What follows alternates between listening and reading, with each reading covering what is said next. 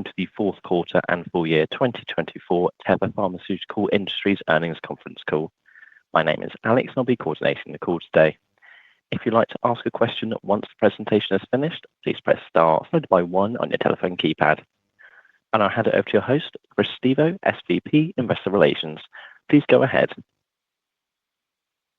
Thank you, Alex. Good morning and good afternoon, everyone. I'd like to remind you briefly that we're going to be making forward-looking statements on this call. Any statements we make are as of today only, and we undertake no obligation to update these statements afterwards. And if you have any questions about forward-looking statements or other risk disclosures, please see our SEC filings under Forms 10-K and 10-Q. And with that, let me turn it over to Richard. Thank you, Chris, and good morning, good afternoon, everybody. Thank you for dialing in for the call.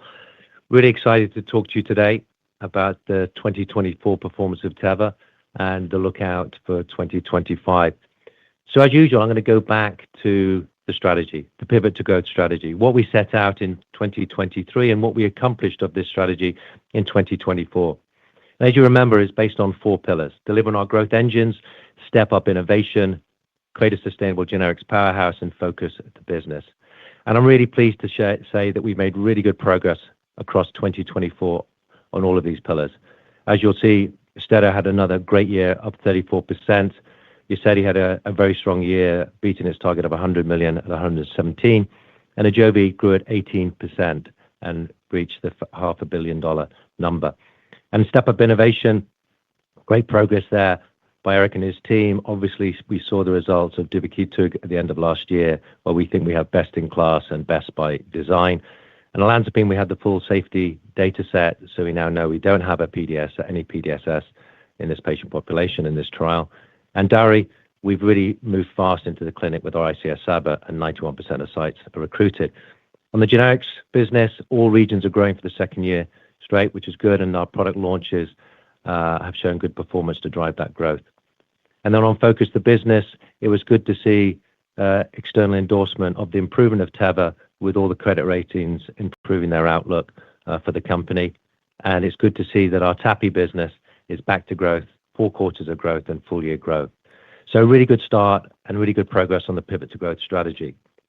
And how does this translate into growth? Well, as you see, 8 quarters of growth we've had now after a number of years of decline. So there's a consistency here, which really pleases me, and congratulations to the team. Just like to highlight here, just for transparency, we have highlighted that one-off payment we got from Sanofi in Q4 2023. But this performance puts us on track to hit our 5% CAGR that we committed to in 2027. Now, to give you a bit of detail on this and the numbers, what drove the 9% in revenue, I'll go into that in a bit of detail, but let's start at the high level P&L. $16.5 billion of revenue, up 9% to the high end of our outlook. Our adjusted EBITDA was $4.8 billion, also up 9%. And our non-GAAP EPS, $2.49, up 10%. Free cash flow, up 10%, also at $2.1 billion. And it's good to see that our net debt to EBITDA is now close to touching 3.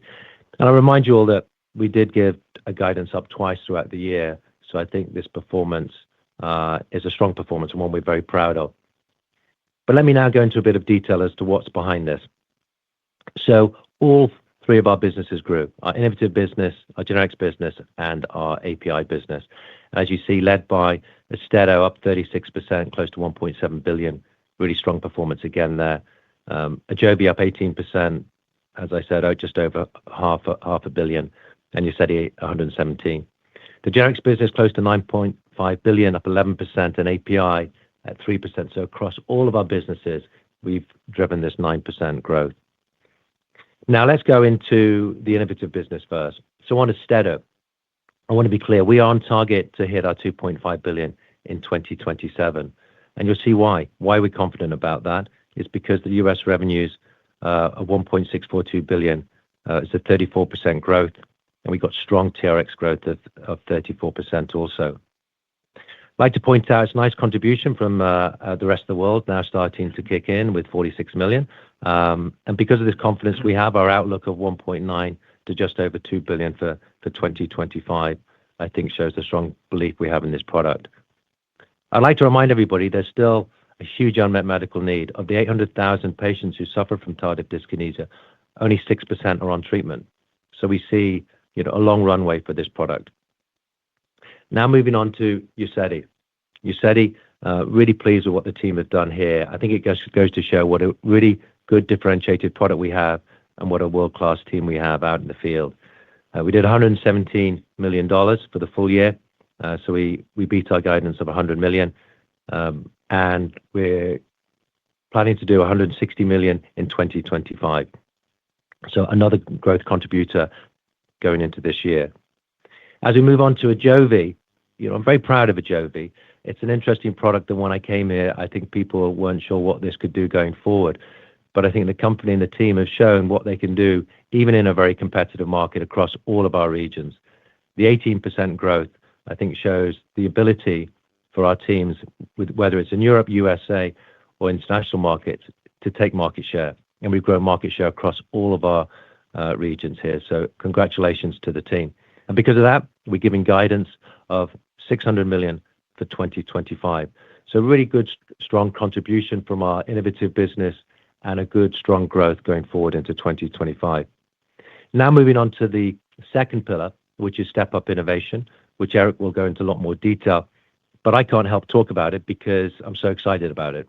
So if you look at our late-stage products here, olanzapine, ICS/SABA/DARI, and duvakitug, these are all products which are coming to markets which have significant unmet medical need.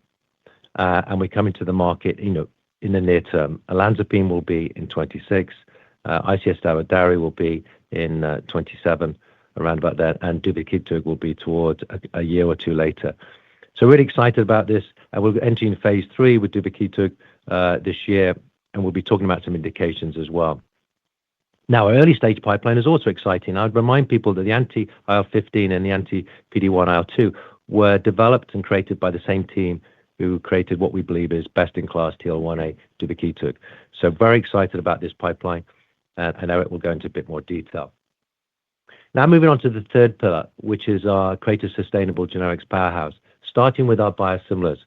Our strategy was to build a broad portfolio. And we're up to 18 assets now. And you saw us do a few partnerships last year to build out this portfolio even further. But I think what is exciting to see is in between now, this year, 25 and 27, we will launch 7 assets into the United States. And we'll launch 4 biosimilar assets into Europe. So this is really starting to build momentum and acceleration for our biosimilar business. And that will also help us drive growth on the top and bottom line towards our 2027 targets. Now going into the core generics business, another strong year. And as I said, across all regions.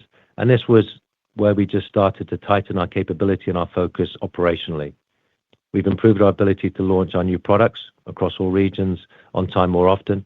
We've improved our supply chain, making sure we can supply the market on time more often. And we're also doing some work. We did some work in 24, and this will continue to make sure we improve that efficiency within our supply chain so we can reduce our COGS and become even more competitive over the long term. But this generics business grew at 11%, so very strong. Now, let me give you a bit of detail on what the regions did. And I think all the regions stepped up to drive this 11%. Another year of strong growth by the US team. So congratulations to them. And Europe, 6%. As you know, this is a very big business. And we've seen mid-single-digit growth from Europe now consistently. So another strong year for the team. And international markets at 15% consistently deliver double-digit growth. Now moving on to the final pillar, which is focus the business. And this is where TAPI comes in. I'm really pleased with the work the TAPI team have done. We've taken this business from decline to growth, and the momentum is increasing. And we have confidence that we can continue this growth into mid to high single digits. The third-party business and the pipeline is growing significantly in 2024. And we continue to see that happen in 25. And we continue with the divestment process. Now, talking about the fourth pillar, we always talk about capital allocation. We're very much focused on this at Teva. And just to remind everybody, as we generate more cash, more capital. We'll put that to paying down our debt. That's the number one priority. We'll invest in the growth engines. As you see, we get a good return on that investment with AUSTEDO, AJOVY, and UZEDY. With this exciting pipeline, Eric also will get the capital to make sure that we can maximize that, obviously, because some of this pipeline will have the opportunity to go into a number of indications. We'll supplement all of this with business development. That's what we've done in 2025 from a business point of view. Now I'll hand over to Eric, who's going to talk you through that pipeline that we're so excited about. Thank you, Richard. I first wanted to start off by saying we were very excited by the announcement of our top-line results for our duvakitug program last month. The data speaks for itself, great dose response in both ulcerative colitis and Crohn's disease, and these treatment effects are the highest reported for this MOA. Great work by the team, and we're very excited to show these results. This was a validation of what we've been saying about the fundamentals of this program. Duvakitug has high potency in vitro, has high selectivity for the DR3 receptor, has low anti-drug antibodies. It shows a rapid, profound, and prolonged suppression of the free TL1A levels in the serum. We've consistently shown a favorable safety and tolerability profile to date. Very excited by the data, and we're very pleased that this will be presented as late breakers for both ulcerative colitis and Crohn's disease at the ECCO conference on February 22nd in Berlin. Great work by the team. Now, this next slide, I could also say it speaks for itself, but I don't want to say that today. I want to really walk through this because this is a very important slide when it comes to our duvakitug program. TL1A is produced by a variety of cells, mucosal cells and immune cells, and the stimulus for the release of free TL1A is both microbial and non-microbial signals. TL1A acts as a key amplifying signal. It binds to a variety of different cells in the immune system. It secretes a variety of different cytokines and trigger different signaling pathways. It also binds to fibrotic cells and has an impact on fibrosis and the maturation of fibrotic matrix. Now, what does this mean? Well, it means that you can envision many different indications that this program could go into, from Crohn's disease all the way down to idiopathic pulmonary fibrosis.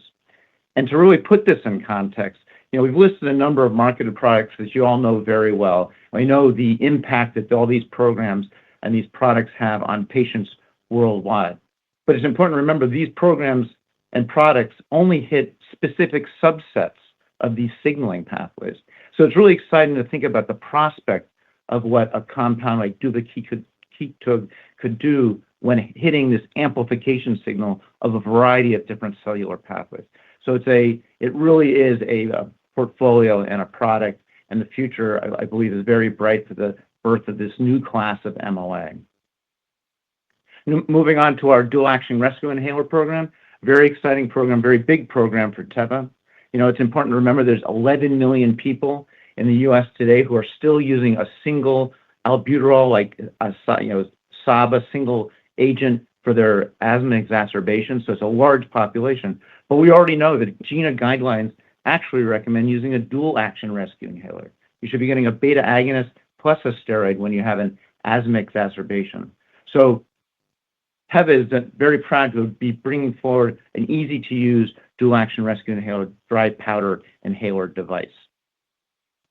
To give a little bit more color as to why the dry powder inhaler device is important, it's the difference between what's available now, a metered dose inhaler, which is the old in spray type inhaler device, compared to our dry powder. The difference is our product doesn't require any priming, it doesn't require any shaking, no hand-breath coordination is needed, no spacers are needed, and it's not complicated by cleaning. It's simply open, inhale, and close. It's an easy-to-use product both by pediatrics and adults. Just to remind you what our phase 3 program looks like, it's a 3-arm study. It's a large study of over 2,000 patients that we use 2 different doses compared to albuterol alone. It's exciting that we're including patients all the way down to the age of 4 through adulthood. It's a primary endpoint looking at asthma exacerbations and it's an event-driven study. Our focus this year is enrolling it.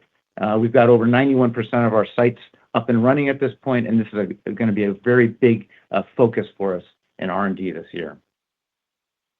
And last but not least, our olanzapine LAI program is right on schedule.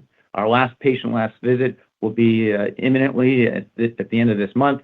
We're looking to present the full safety database in the second quarter of this year at a conference, and we're looking for the NDA submission in the second half of this year. Very excited about this program. I think it's going to be an important product for patients with schizophrenia. And last, I just wanted to point out and pause for a minute and say how far we've come in the innovative programs at Teva over the last 2 years. I'm proud to say that all these programs now have dosed or are dosing in all these different indications at this point. As I mentioned, olanzapine LAI, we're looking for the submission this year after the presentation of the last data in the safety. The DARI program, as I mentioned, is our biggest phase 3 study to date at Teva, and we've really got a good head start on our site initiations. Duvakitug was a great end of the year presentation with the data, and we're excited to be working with Sanofi to get the phase 3 started this year. Emrusolmin is dosing a high unmet medical need for multiple system atrophy. Anti-IL-15 is now in celiac and vitiligo. And last but not least, we're now dosing patients in our anti-PD-1 IL-2 program in oncology. So it's been a great 2 years. I'm looking for more this year. And with that, I'm going to pass it off to Ellie. Thank you, Eric, and good morning and good afternoon to everyone. I will begin my review of our 2024 financial results, focusing on our fourth quarter performance. I will follow up this one with the introduction of our non-GAAP outlook for 2025 and some of its important assumptions to help you to better understand our financial guidance for this year.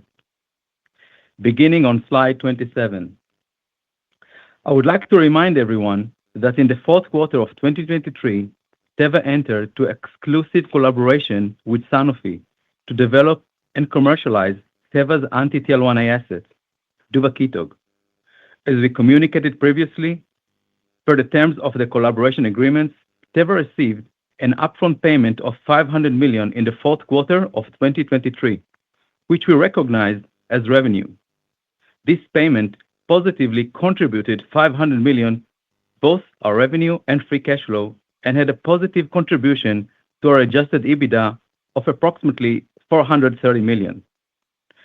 During the presentation, I will discuss certain results, including revenue, profits, and free cash flow for the quarter and for the full year of 2024, excluding the impact of this upfront milestone payment in 2023, to also provide you a like-to-like comparison of our financial results.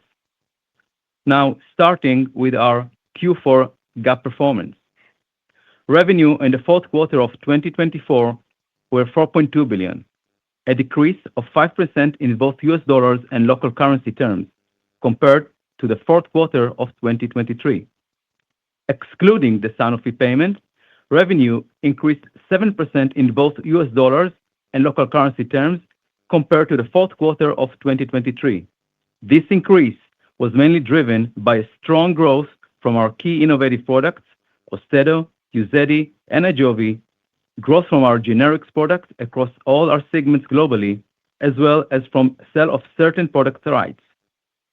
In Q4 2024, we recorded a GAAP operating loss of $29 million compared to a GAAP operating income of $755 million in the same quarter of last year. The main driver of the decrease was the Sanofi upfront payment, as well as a goodwill impairment charge in Q4 2024 related to our API reporting unit.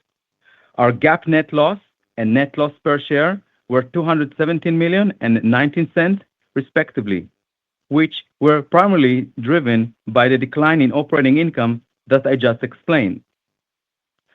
Turning to slide 28, you can see that the total non-GAAP adjustment in the fourth quarter of 2024 were $1.033 billion. This included impairment of a long-lived asset of $517 million, mainly related to the classification of our business ventures in Japan and our API business as a held for sale, as well as a $280 million goodwill impairment charge also related to that same business. Now, moving to slide 29. We will review our non-GAAP performance. As I already mentioned, our fourth quarter revenue were approximately $4.2 billion. Our annual revenue in 2024 were $16.5 billion, an increase of 8% in US dollars and a 9% in local currency terms compared to 2023, excluding the contribution from the Sanofi upfront payment. Next, let's move down the P&L, starting with the gross profit margin. Our non-GAAP gross profit margin was 54.8% compared to 58.2% in Q4 2023. Excluding the upfront payment in 2023, our gross profit margins improved by approximately 150 basis points year-over-year. This improvement was driven by ongoing improvement in our portfolio mix, mainly coming from Austedo, as well as the sale of certain product rights. As we have communicated previously, sale of these legacy brands and generics product rights is in line with our strategy to constantly optimize our product portfolio with a focus on a long-term profitability. Overall, we saw a gradual and sustainable improvement in our gross profit margin. This was despite significant FX headwinds, which negatively impacted our revenue by approximately $257 million and a gross profit by $187 million, mainly as a result of a stronger US dollars against the currencies of certain of our international markets. Non-GAAP operating margin was 27.6% in Q4 2024, slightly below the fourth quarter of 2023, excluding the upfront payment last year, mainly due to a higher operating expenses as a percentage of revenue, reflecting our deliberate investment in R&D and sales marketing to drive growth in both of our key innovative products, as well as a further acceleration of our pipeline. Turning to EPS, we ended the quarter with a non-GAAP earnings per share of $0.71 compared to $0.69 in Q4 2023, excluding the upfront payment, mainly driven by higher absolute levels of operating income. Now, moving to slide 30. This slide highlights our focused and balanced approach to drive steady improvements in profit and cash flow as we continue to invest in our business for short and long-term growth. As I mentioned earlier, excluding the upfront payment last year, our gross profit and free cash flow improved in 2024, driven by our portfolio mix with a strong growth coming from our key innovative products. This allows us to reinvest a portion of that gross profit into the sales, marketing, and R&D to support our growing innovative portfolio and progressing our key pipeline assets, leading to high operating expenses. We believe this balanced cost allocation is important for us in the short term to create a business with both long-term growth and profitability, with a growth of a mix in higher margin innovative portfolio.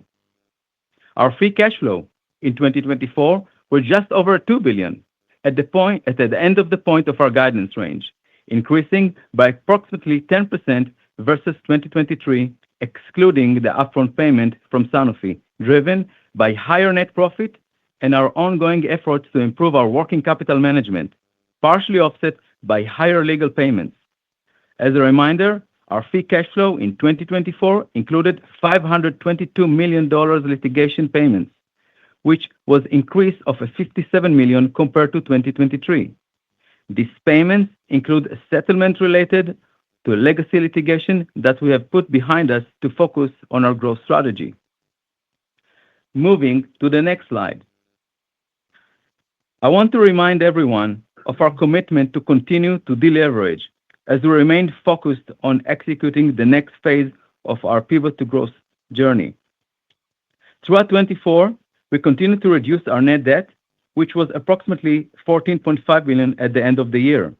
Our gross debt was $17.8 billion compared to $19.8 billion at the end of 2023, mainly reflecting the repayment of approximately $1.6 billion of our senior notes at maturity.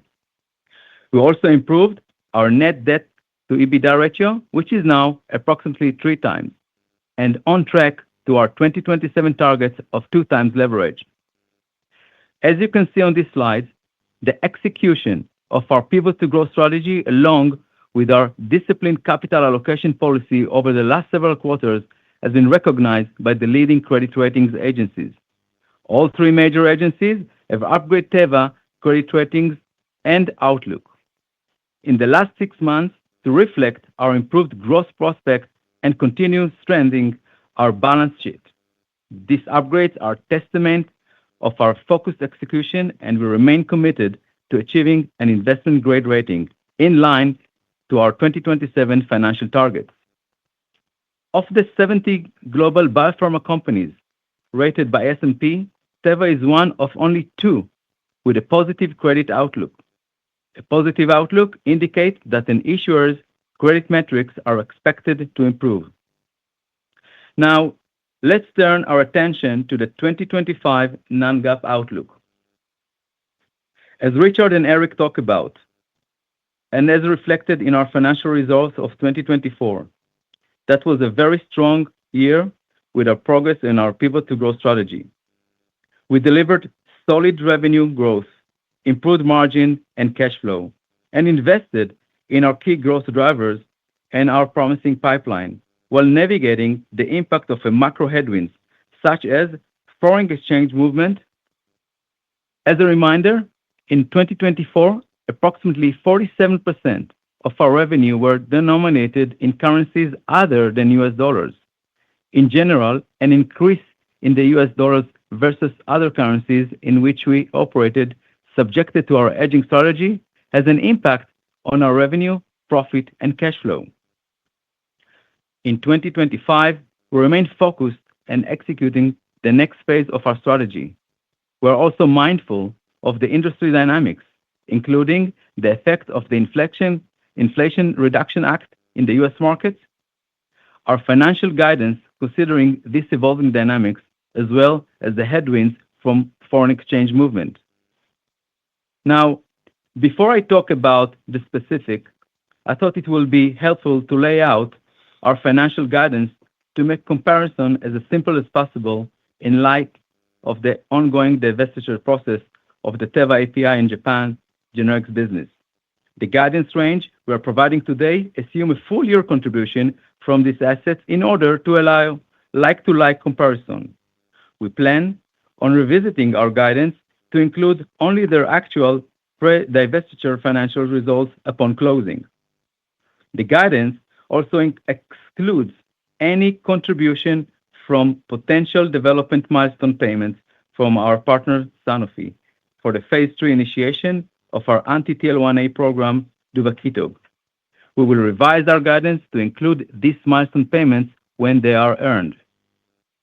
With this in mind, we expect 2025 revenue of $16.8 billion to $17.4 billion. This represents a growth of 2 to 5% compared to 2024, driven by the continued strong momentum in our innovative portfolio, including Austedo, Ajovy, and Uzedy, along with a generics business that will grow, although more slowly than 2024. We expect gross margin in 2025 to be stable and consistent with 2024 level, approximately in the range of 53 to 54%. As I mentioned earlier, our gross margin in 2024 benefited partially from the sale of certain product rights, consistent with our strategy.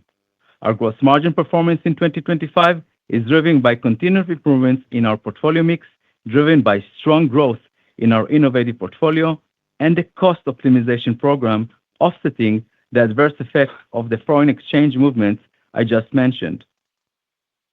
Coming to our non-GAAP operating profit.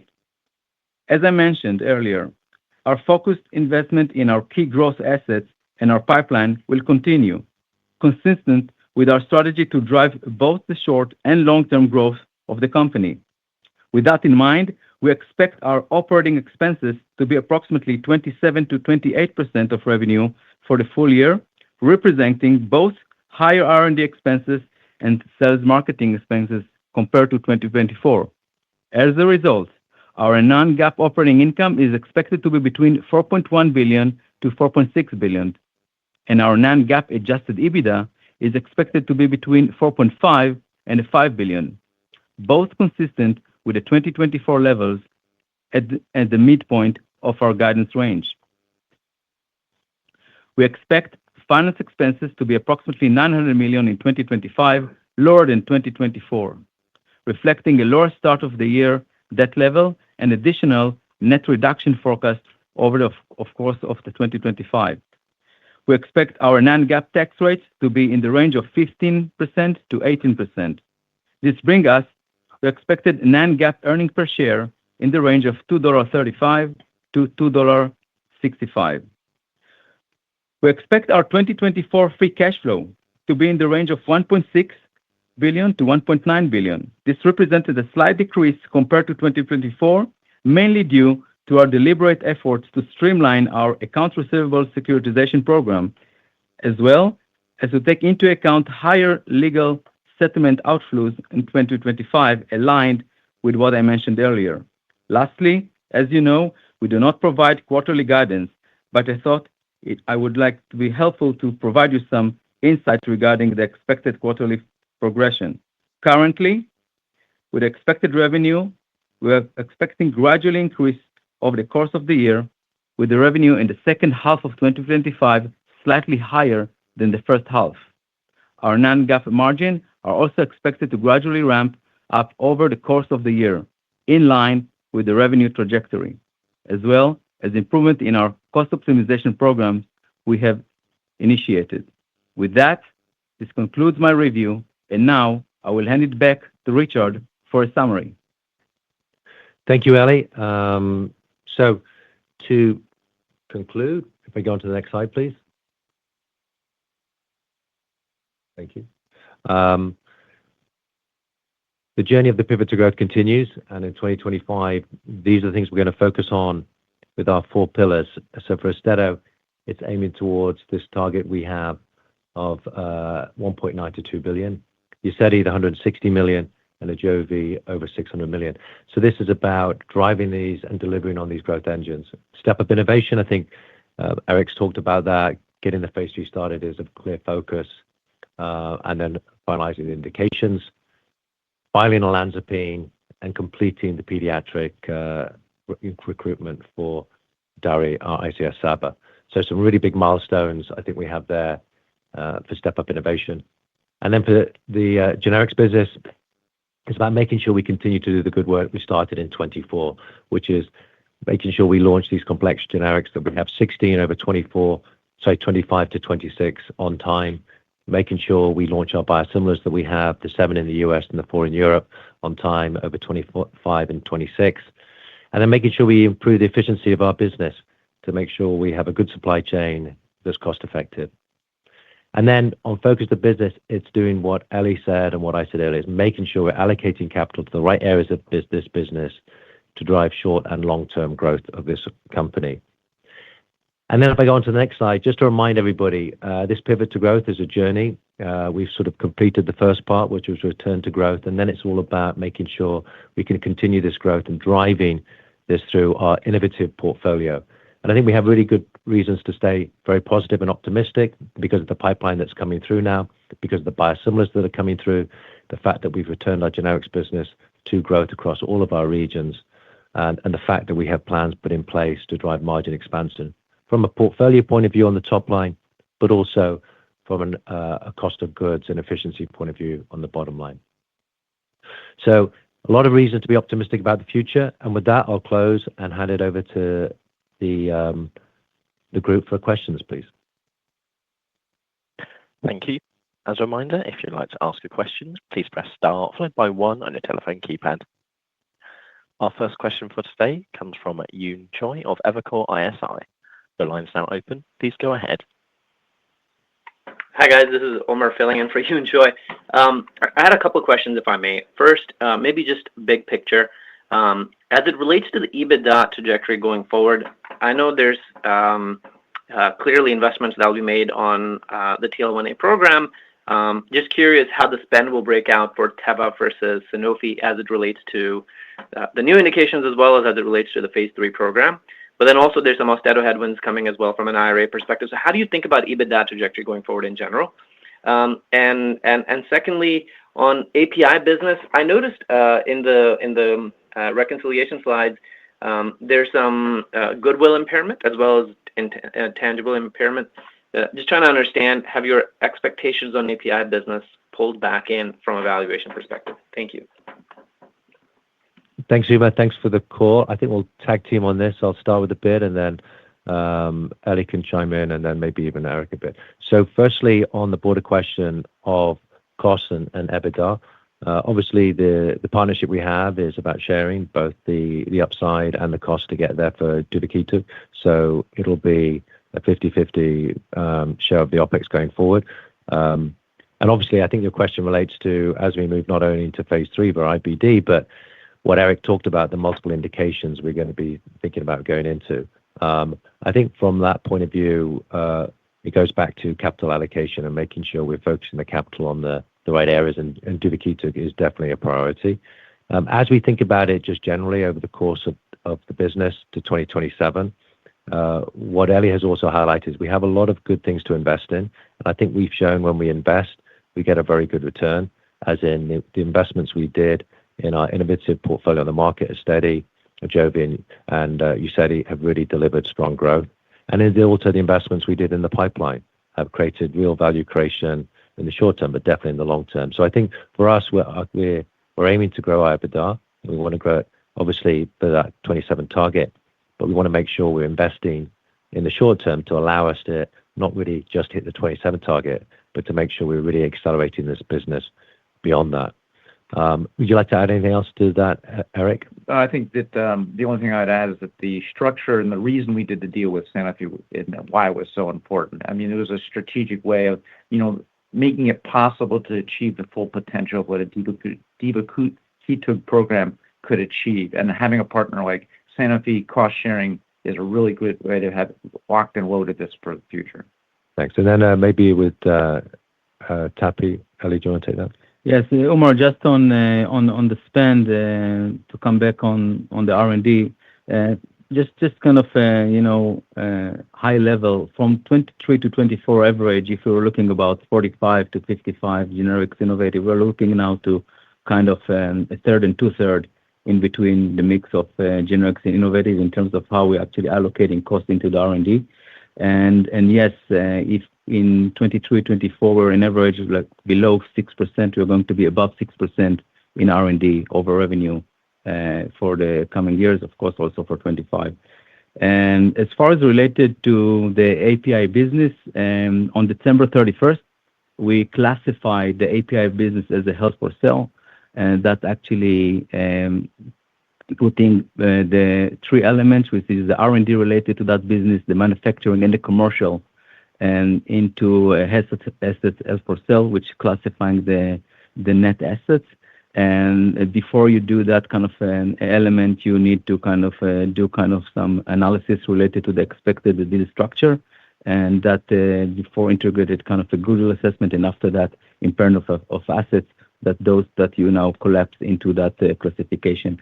We're not providing any information related to valuation, and because I mentioned it in the past, we really would like to respect the process and working with our advisor on that perspective. But I will mention that pretty much nothing changed from what I said before in terms of the trajectory and the process on selling the API business. Thanks for the question, Uma. Thank you. Thank you. Our next question comes from Jason Gerberry of Bank of America.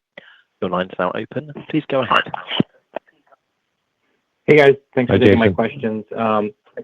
Hey, so I just have a couple on the guide. I'm just wanting to understand a little bit.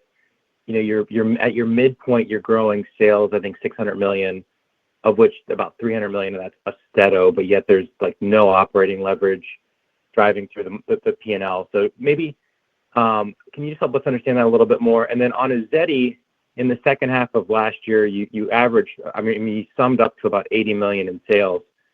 That's about $160 million run rate. So I'm just kind of curious, as we look to 2025, are you just being conservative on the outlook for that product, or are there some Part D redesign considerations that may be an impediment to growth? So those are my questions. Thanks.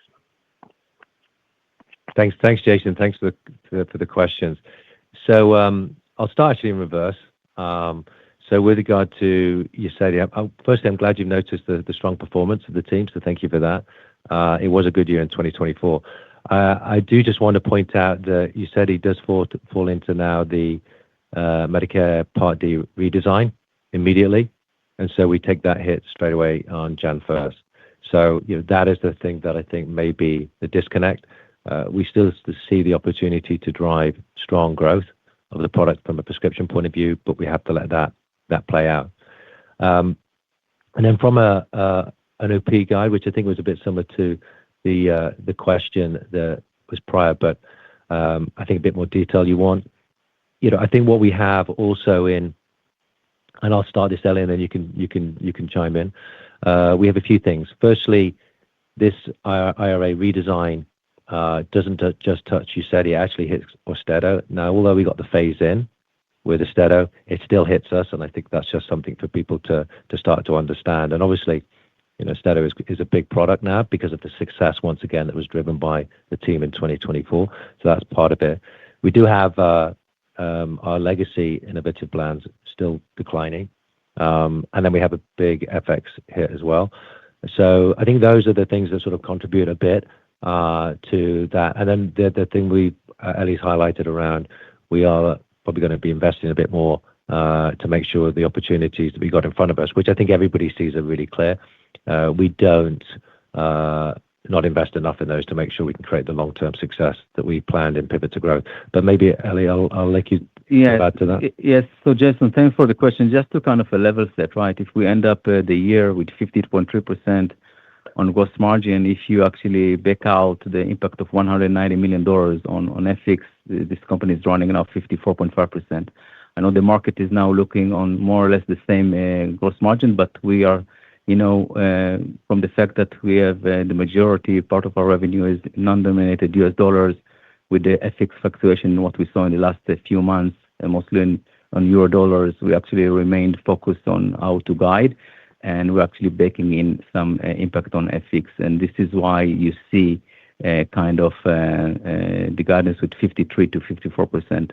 And on top of what Richard mentioned, we will see some acceleration on cost, as we mentioned, in terms of R&D and a few other elements related to that one. But, as a percentage of revenue, we are actually improving our investment in our OpEx, and therefore we don't see a much flow through to the EBITDA, just because of the fact that we're able to grow the business, and we're able to show it in the last 2 years.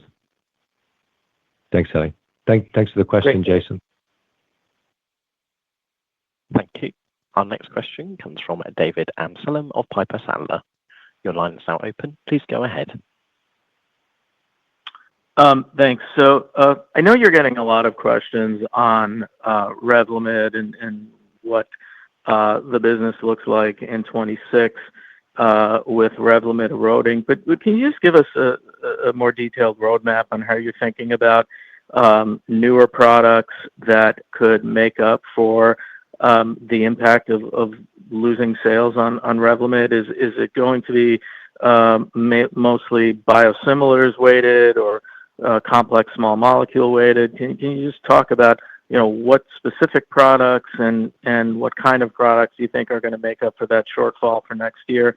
And then secondly, I know you probably can't give too much in the way of detail on this, but regarding the lawsuit versus CMS, any color on just sort of timing for arguments and how we should think about next steps there? Thank you.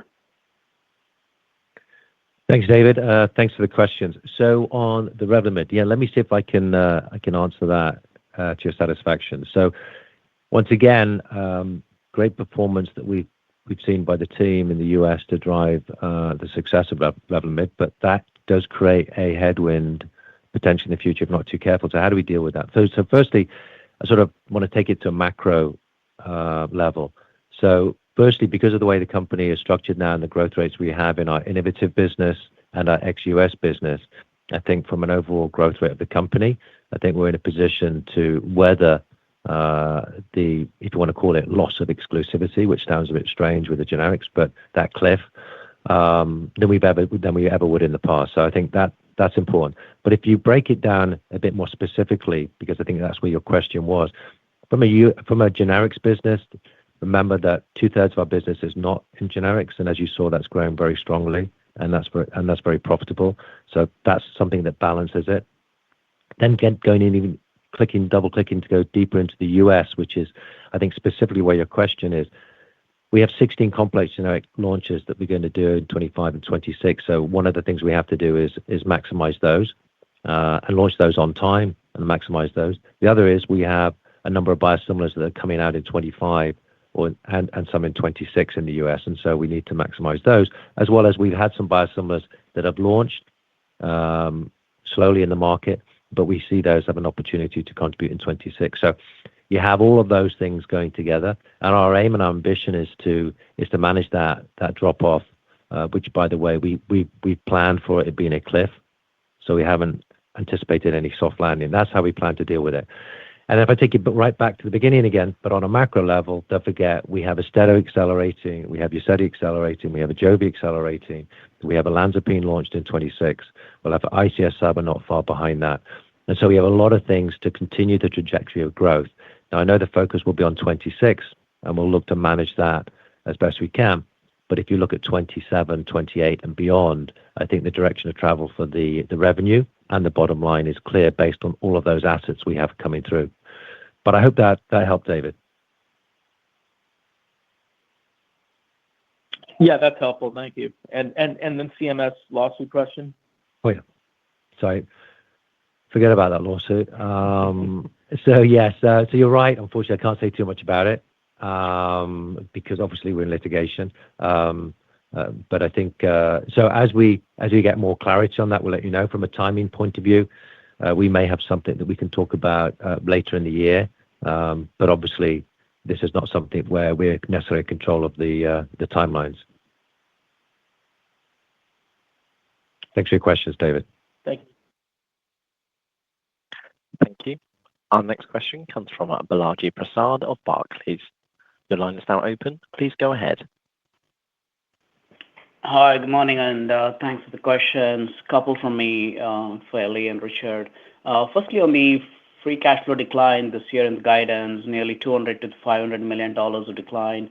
Can you quantify the impact of this accounts receivable securitization programs? Is this a one-off, or is this purely a timing issue? And should we expect a normalized curve into 2026?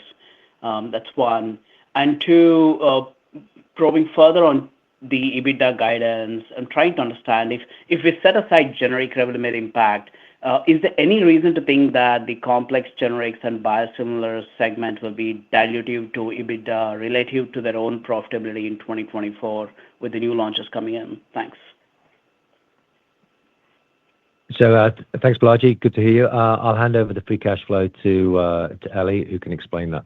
Yeah. So Balaji, we were very transparent, and we mentioned that we are looking to reduce the program on the securitization. To quantify the numbers, it's between $100 to $200 million. Of course, it depends on the mix of the receivable as we move forward with the year in terms of timing. But that's kind of the element. And of course, as I mentioned in my prepared remarks, we're going to have kind of a legacy of settlements, payments that actually get kind of a timing now in 25 versus 24. And then do you want to take a bit of the EBITDA guidance? Yeah. So our EBITDA, let's say, our guidance on the top level is including growth in generics and including growth in biosimilars, right? Which means it's actually contributing to our margin with flow through to the EBITDA. We just need to remember that, as I mentioned, if you look actually on the higher range of the revenue and the higher range of the OP, which is resulting with the higher EBITDA, you can see that we actually around the 27.5% in OpEx. If you go to the midpoint, we're kind of above the 28%. And the reason for that one is because of the mix of the revenue and the contribution from the top line to the bottom line, which means to growing from the midpoint to the higher point, we're not actually spending more on OpEx. And this is just about how we view the element in the mix in terms of ethics and our ability to grow mostly on the innovative part. Yeah, and I think the thing I'd add to that, Ellie, and it's important because I think we've been very focused on how we allocate capital within Teva to drive what has been a significant turnaround of this company in 2 years. We've been able to actually drive the top line while managing the bottom line. But it's worth noting that the tremendous growth we've seen over 8 quarters, and the change in direction of Austedo and our innovative products and our pipeline is creating significant value, I think, going forward in the short and mid-term, but definitely long term. And I think we've got to be good custodians of our capital to make sure we are driving these opportunities, because these opportunities, I think we've shown over the last 2 years, do create significant value for the company and for the shareholders. So that's one of the things we're always trying to do and manage, and hopefully you've seen us do that. Thanks for the question, Balaji. Thank you. Our next question comes from Ash Verma of UBS. Your line is now open. Please go ahead. Yeah, thanks. Thanks for taking my question. So I wanted to go back to the operating margin guidance one more time. So this year, you're seeing 100 basis points margin compression, which is in the opposite direction compared to where you're trying to get to 30% by 2027. So are you still confident in the long-term outlook, given that you'll have more headwinds like Revlimid step down in 2026 and Austedo IRA impact in 2027? And then I have a follow-up that I'll come back to. Okay, good to hear you, Ash. So yes, in short, yes, absolutely. And it comes down to primarily our innovative portfolio. And let me explain. So as you've seen, the momentum we have with our innovative portfolio is clear, and that's going to keep driving the top line, but it changes our gross margin significantly, which just flows down through the P&L. So the biggest thing we do is we improve our portfolio mix. And I think people, when we think about how the sales of this company are going to be made up in 27 versus now, they'll be very different. There'll be a lot of innovative sales there. So that drives a very different trajectory. And I am very confident about Austedo. And I remind everybody, despite the great growth, and 34% growth, 34% TRX growth, there's only 6% of the 800,000 patients with tardive dyskinesia on treatment. And I remind people that we are confident we're going to hit the $2.5 billion in 27, but the $2.5 billion is not the peak sales of Austedo. And so this is primarily driven by revenue. But then we have other factors going to be contributing to the EBITDA, which is we have put together a value acceleration program in our TGO cost base, which is huge, to improve our efficiency within tech ops, and that will drive improvement in our gross margin for our generics business, which is still significant, as well as improvement in our bottom line. And so those things, coupled with the fact that we'll be launching also more new product launches and biosimilars, which drive growth, which once again, I think when we looked at 27 back in 23, and I remember you were there at that meeting, there was a lot of pessimism as to whether we could grow this generics business and whether we could actually bring the biosimilars to the market. I think we've shown we can. So those are the factors why we believe we will hit the 30%. So it is a bit of hockey stick. I think I've been consistent in saying it is going to be a hockey stick, but it's based on some good fundamentals of growth on the top line, supported by thoughtful capital allocation and efficiencies we're driving through the business. Is there anything you want to add to that, Ellie? No. Okay. So maybe a second question. On the TL1A, so just looking at these ECHO conference abstract, so it seems like the 900 mg dose as opposed to the 450 is the one that is pretty convincingly beating the placebo, both in the naive and biologics experienced patients. So higher dose seems pretty much very good here. So what I wanted to ask was what was the rationale for you to discontinue your third dose earlier, which was the highest, and is there any potential to bring that back? Thanks. Yeah, thanks for the question, Ash. So, yeah, we're excited to be presenting the duvakitug data at the ECHO conference. And, when it comes to the dose response, it's always good in a dose-ranging phase 2 study to have a dose response. That really makes the modeling and simulation of your dose going forward much more robust. So we're in the middle of doing that work right now with our partner Sanofi. We removed that dose early on because our biomarkers, as you can see across our program, that we really do suppress the free TL1A very well at all the doses we've been looking at. One of the other reasons we removed that higher dose is because we wanted to actually have more power in these arms, and I think that was a really good decision because it gave us a great data set for both the ulcerative colitis and the Crohn's disease. Remember, this is the first well-controlled blinded study for Crohn's disease of this MOA. So the data is robust. The way that we redesigned the study is actually good, and we'll see what the modeling and simulation is.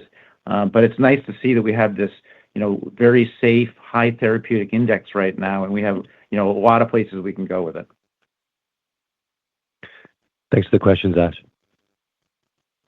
Thank you. Our next question comes from Yifeng Liu of HSBC. Your line is now open. Please go ahead. Thanks for taking my question. I've got two, please. So one on capital allocation. You talk about business development opportunities. Given that you are already quite established in neuroscience and potentially in the future immunology, are there any other therapeutic areas or spaces you are interested in branching out? And the second question is on duvakitug, and just wonder if you could share any other colors that you could and on the upcoming phase 3 development plan. Thanks. Hi, Yifeng. Thanks for the question. So, other capital allocation, business development, other TAs. So, firstly, immunology and neurology or CNS offers a huge variety of diseases, conditions, and indications. So, I think that's a pretty big playing field. But a couple of things to think about is we believe we have a CNS capability and infrastructure that we want to leverage, both from an R&D and a commercial capability. So we're really focused on that. Immunology, yes.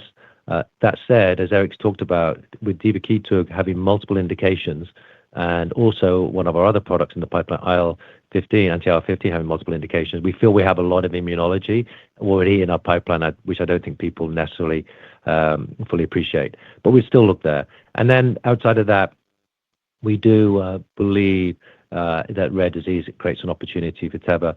Now, that would primarily be, once again, if possible, aligned to our therapeutic areas of CNS and immunology, which there is a large potential out there. So that's how we think about business development.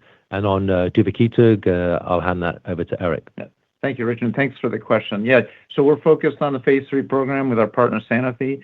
We're working diligently. The pathway forward is, fortunately clear in this disease area. We know what the endpoint should be. We know what the requirements are, and we are going to be consistent with what the FDA guidance is. So that's one of the great things about these disease areas. It's what we have to do is clear. Right now, we just have to put the final touches on our plan for the phase 3 study design itself, which is really based on the modeling and simulation that we'll use from this first study. Beyond that, I think that we're excited about other indications in the future. We're thinking about that very hard. We're keeping it close to our chest. But I think I want to focus back on that slide about the potential of what duvakitug could bring to patients in a very broad way with many different indications. That's going to be the exciting next step. But thanks for the interest. Thanks for the question, Yifeng. Thank you. Our next question comes from Glenn Santangelo of Jefferies. Your line's now open. Please go ahead. Yes, thanks for taking my question. Hey, Ellie, I hate to come back to the EBITDA guidance, but I did have a follow-up question. When you look at 2024, it looks like your operating expenses increased 9%. And if I'm doing my math right, most of it looks like it was an increase in sales and marketing versus R&D and G&A. And so I'm kind of curious, embedded within that 25 guidance, could you give us a sense for how much of an operating expense increase you're assuming this year versus last year? And will it be more weighted towards sales and marketing or R&D? And then maybe as a part of that, could you talk about the impact that FX had in the top line and the operating profit guidance that you've given? Okay. Thank you very much for the question. First of all, in terms of the dynamics in the OpEx, we are pretty much kind of, aligned with our G&A. The movement on growing the sales marketing, which is growing versus last year. We need to understand that inside our R&D, with what we call and what we actually introduce those financing programs that allowing us to finance the R&D. Those one actually supporting our olanzapine, our ICS/SABA, and of course, the share cost that we have with Sanofi on the TL1A. As we move forward, we are, as you know, about to, in 2025, to submit the olanzapine, which means that the cost on the phase III is actually getting down. What we will see now more support on the rest of other programs. In some way, there is kind of a shift of those funding that happened in 2024 to less funding that happening in 2025 on certain programs, which mean that if we end up 5.9% on the R&D, we're growing above 6%. That's kind of the main change.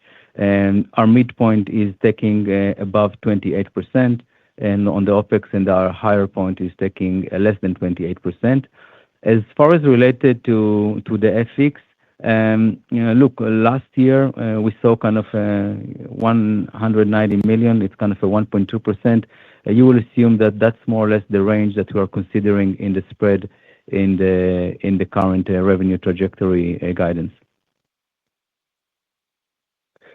Thanks for the question, Glen. Thank you. Our next question comes from Chris Schott of JPMorgan. The line's now open. Please go ahead. Great. Thanks so much. Just two questions for me. Can you talk a little bit more about the fourth quarter U.S. generic business? I know the first three quarters saw very healthy growth. I think this quarter was a little bit less. I'm just trying to understand, is that just timing or something we should be kind of watching there? My second question was coming back to the 2027 30% operating margin target. Just tell me a little bit, what type of gross margins should we be thinking about for Teva in that timeframe? I think we're all just trying to kind of bridge with what seems like a pipeline that really deserves investment, launching a bunch of important products. It seems like gross margins is kind of one of the levers there, and I'm just trying to get a sense of like how big of a step up we should be anticipating versus the targets for this year. Thank you. Hi, Chris. Thanks for the questions. I'll tag team a bit with Eli on that. With regard to U.S. generics, you're right. I think you said the fourth quarter you felt was a bit light. I think that was the question with U.S. generics. I'd just like to remind you that Revlimid is allocated, the majority of sales allocated in quarter two and quarter three. That's where you see that sort of quarterly fluctuation in the U.S. That said, I'd like to point out that we did have a few good launches last year that helped minimize that, which I think is important. We had obviously Victoza, we had Octreotide, just to name a couple, which I think sort of lessen that. There is that seasonality which you've always had in with regard to the Revlimid allocation, that's Q2 and Q3. On the gross margin, I'll sort of start it. I think your question was in two parts. I think it's, what is the gross margin going to be when we think about 27? Eli, you can take that. I think there was a more sort of high-level question, which is, how do you aspire to hit your OP and your gross margin and make sure you don't underinvest in the pipeline?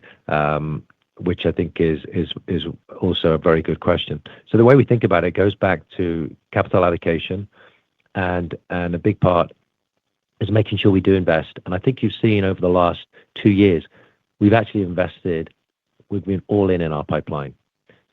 We've accelerated TL1A when we didn't have Sanofi. We've accelerated olanzapine, and we've accelerated ICS/SABA, and we've moved some other products into the clinic. I think we look after the pipeline really carefully, but we look after capital at the same time. I think that's a balance that we always think carefully about. As we move forward, I think as the pipeline matures, we'll continue to show that due diligence. But what we need to keep doing, and we believe we will keep doing, is driving the top-line revenue, particularly from our innovative, because that changes the gross margin and it changes the profitability, which allows us to do that without really breaking our investment sort of guidance. That's a balance we have to manage. But I like that challenge because it's all focused on driving long-term growth and long-term value creation because we have such an exciting pipeline. But one we watch carefully. But maybe over to you, Eli, specifically on the gross margin. Yes, Chris, thanks for the question. So look, we're looking on keep investing our OpEx over revenue, which the trend around 27% will move in the next, I would say, in 26 to 27 in average, because we have kind of, I would say, more acceleration on R&D this year. So this is why I mentioned that we may end up with even 28% this year. But if we think about it on that trajectory on 27% OpEx and, our view on 30% OP, it gives you kind of a range of 56 to 57%. That said, that it will not most likely will be linear because it's really related to our mix on the innovative portfolio in terms of our able to grow that business, and also related to what Richard mentioned in our acceleration programs that we're working on across our global operations. So you can say in average 70 to 100 basis point increase year over year up to a range of 56 or 57 by end of 27.